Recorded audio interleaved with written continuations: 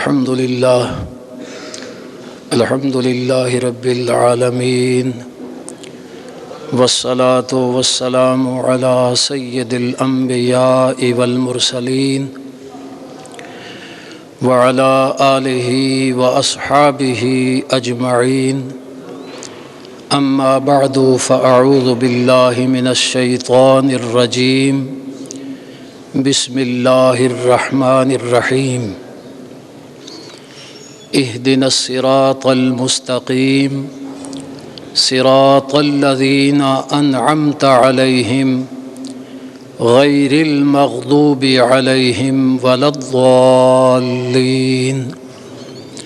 آمين. صدق الله مولانا العظيم وصدق رسوله النبي الكريم ونحن على ذلك لمن الشاهدين والشاكرين والحمد للہ رب العالمین. درود و سلام سارے حضرات بآواز بلند پڑھیں. الصلاۃ والسلام علیک یا سیدی یا رسول اللہ وعلی آلک واصحابک یا سیدی یا حبیب اللہ. الصلاۃ والسلام علیک یا سیدی یا رحمۃ للعالمین وعلی آلک واصحابک یا سیدی یا شفیع المذنبین. یہ سورہ فاتحہ شریف کی وہ آیات مبارکہ میں نے تلاوت کی ہیں جن میں اللہ تعالیٰ نے اپنے مومن بندوں کو ایک دعا سکھائی اور مومن بندے یہ دعا ہر نماز کی ہر رکعت میں یہ دعا مانگتے ہیں. اہدنا الصراط المستقیم، یعنی اللہ تعالیٰ نے ارشاد فرمایا کہ اے میرے بندو یوں کہو، قولوا اہدنا الصراط المستقیم، یا اللہ ہمیں سیدھے راستے پہ چلا، ہمیں سیدھے راستے پہ چلا. اب یہ دعا تو ہم مانگتے ہیں، اس دعا سے اور اللہ تعالیٰ کے اس فرمان سے پتہ چلا کہ سیدھے راستے پر چلنا بڑا ضروری ہے.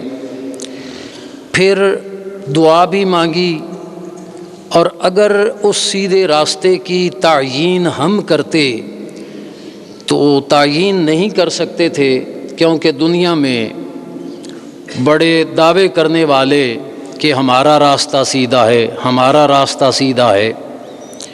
آج کل بھی کچھ دوست یہ کہتے ہیں کہ کس کی بات مانیں، ادھر بھی قرآن پڑھا جاتا ہے، ادھر بھی قرآن پڑھا جاتا ہے، وہ بھی قرآن پڑھتے ہیں، اور سارے کہتے ہیں کہ ہم سچے ہیں، ہم کس کو سچا مانیں.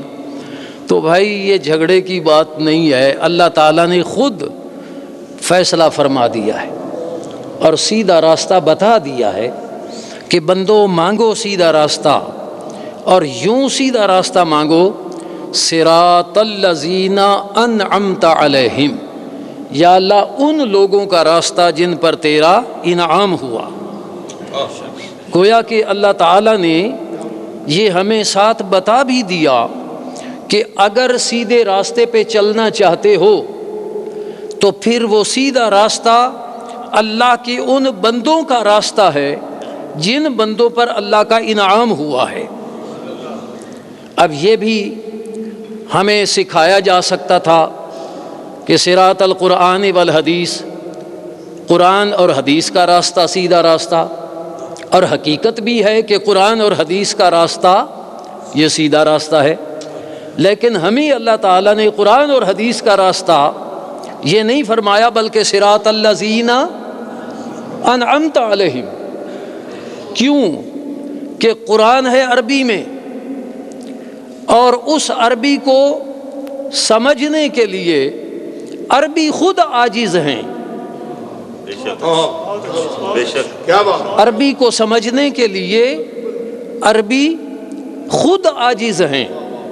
کہاں یہ پنجابی، کہاں یہ سندھی، کہاں یہ پشتو بولنے والے یا دنیا کی زبانیں بولنے والے، وہ کیسے عربی کو سمجھیں گے جن کی مادری زبان میں قرآن نازل ہوا وہ بھی نہیں سمجھ سکتے ہیں. بغیر کسی سمجھانے والے کے، بغیر کسی، چنانچہ جب یہ آیہ مبارکہ نازل ہوئی کہ وَأَتِمُّوا الصِّيَامَ إِلَى اللَّيْلِ وَكُلُوا وَاشْرَبُوا حَتَّى يَتَبَيَّنَ لَكُمُ الْخَيْطُ الْأَبْيَضُ مِنَ الْخَيْطِ الْأَسْوَدِ، یہ آیت نازل ہوئی کہ تم کھاؤ اور پیو حتیٰ کہ یتبین لکم خیط الابید، تمہارے لیے واضح ہو جائے سفید دھاگا، من الخیط الاسود، سیاہ دھاگے سے، یعنی سیاہ دھاگے سے سفید دھاگا جب تک واضح نہ ہو جائے تم کھاؤ پیو۔ اب گویا کہ سحری کرتے رہو۔ عربی جاننے والے جن کی زبان میں قرآن نازل ہوا تھا وہ صحابی دو دھاگے لیتے ہیں، ایک سیاہ رنگ کا ایک سفید رنگ کا، اپنے سرانے کے نیچے رکھ لیتے ہیں کہ صبح سحری کھاؤں گا یہ دھاگے سامنے رکھ لوں گا، جب تک ان کا رنگ واضح نہیں ہوتا کھاتے رہیں گے، جب واضح ہو جائے گا تو کھانا پینا بند کر دیں گے۔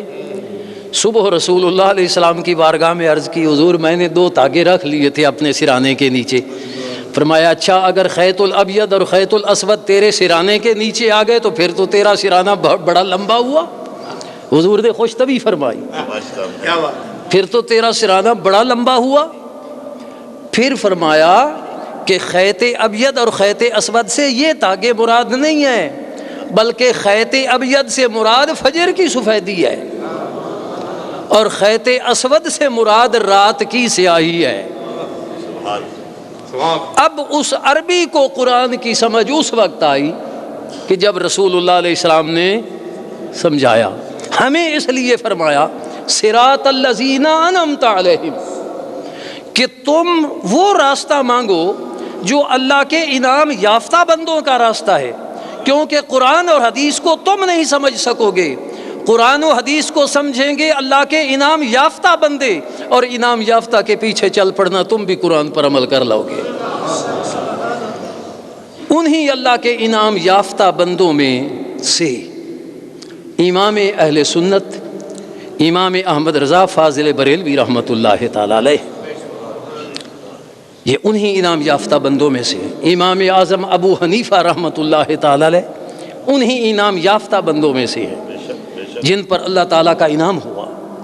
امام احمد رضا رحمۃ اللہ تعالی علیہ انہی انعام یافتہ بندوں میں سے ہیں، ان کے پیچھے چلتے رہیں گے تو یہی صراط مستقیم ہے، اور اگر ان کا راستہ چھوڑیں گے تو پھر غیر المغضوب علیہم، ان لوگوں کا راستہ یا اللہ ہمیں نہ چلانا جن پر تیرا غضب ہوا، ولا الضالین، اور جو گمراہ ہیں ان کے راستے پہ نہ چلانا۔ اس سے بڑا غضب اللہ تعالیٰ کا کس پر ہوا جو نامراد رسول اللہ علیہ السلام کا ہی گستاخ ہو؟ اس سے بڑا گمراہ کون ہوگا جو نامراد رسول اللہ علیہ السلام کا گستاخ ہوگا؟ اور اس سے بڑا انعام یافتہ کون ہوگا کہ جس کی وفات کا وقت آئے تو رسول اللہ علیہ السلام مع صحابہ انتظار فرما رہے ہوں؟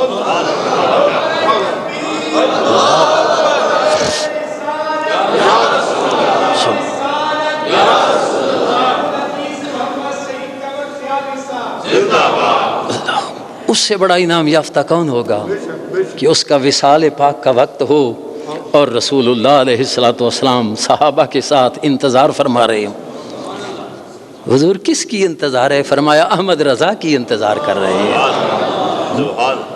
حضور سے بڑا لجپال دنیا میں کون ہے؟ حضور سے بڑا وفاؤں والا دنیا میں کون ہے؟ جنہوں نے ساری زندگی رسول اللہ علیہ السلام کی محبت کا درس دیا، جو ساری زندگی رسول اللہ علیہ السلام کے گستاخوں سے لڑے، جو رسول اللہ علیہ السلام کے گستاخوں سے لڑے، خدا کی قسم وہ جھگڑالو نہیں ہوتا، وہ لڑاکا نہیں ہوتا، وہ غیور مومن ہوتا ہے، وہ غیور مومن ہوتا ہے، وہ نیک بخت ہوتا ہے۔ بخاری میں کل ہی ہم نے سبق پڑھا تھا حضرت حسان ابن ثابت رضی اللہ تعالیٰ عنہ حضور علیہ الصلوۃ والسلام کی بارگاہ میں حاضر ہوئے، عرض کی یا رسول اللہ علیہ السلام، یہ مشرکین مکہ بڑے شاعر ہیں اور یہ شعر آپ کی گستاخی اور بے ادبی میں لکھتے ہیں، حضور مجھے اجازت نہیں دیتے کہ میں ان کو جواب دیا کروں؟ مجھے اجازت نہیں دیتے کہ میں ان کو جواب دیا کروں؟